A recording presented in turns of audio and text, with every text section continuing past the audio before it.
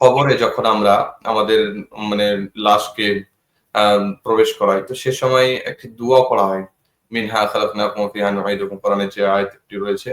তো সে এই হুম। দোয়া, এটাকে এই আয়াত পড়া যাবে কি এর জায়গাতে আর অন্য কোনো দোয়া রয়েছে?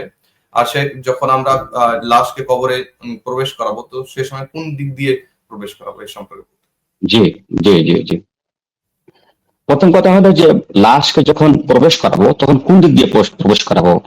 প্রবেশ করতে হবে তার আহ পায়ের দিক দিয়ে, যেই দিকে পাটা থাকবে সেই দিক দিয়ে লাশটাকে প্রবেশ করাতে হবে। এভাবে সাহাবায়ে কেরাম লাশকে প্রবেশ করতেন। দ্বিতীয় কথা হলো যে যখন প্রবেশ করার পর লাশটাকে যখন আমরা খুলে রেখে দিব, তখন কি মিনহা খালাকনাকুম ওয়া ফিহা নুঈদুকুম মিনহা নুখরিজুকুম তারাতান উখরা এটাকে পড়বো।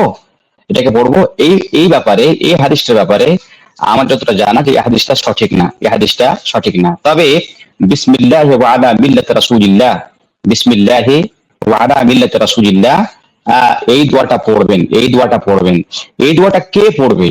যে রাখবে সে পড়বে, না সবাই যারা উপস্থিত আছেন তারা পড়বে? হ্যাঁ, তো যিনি রাখবেন সেই পড়বে, যিনি রাখবেন সেই পড়বে। যারা যারা বাইরে আছে, যারা আছে তারা তারা বলবেন না, কারণ এই ব্যাপারে কোনো হাদিস নেই। যে রাখবে সে বলবে বিসমিল্লাহি ওয়া আলা মিল্লাতি রাসূলিল্লাহ। হ্যাঁ, জি।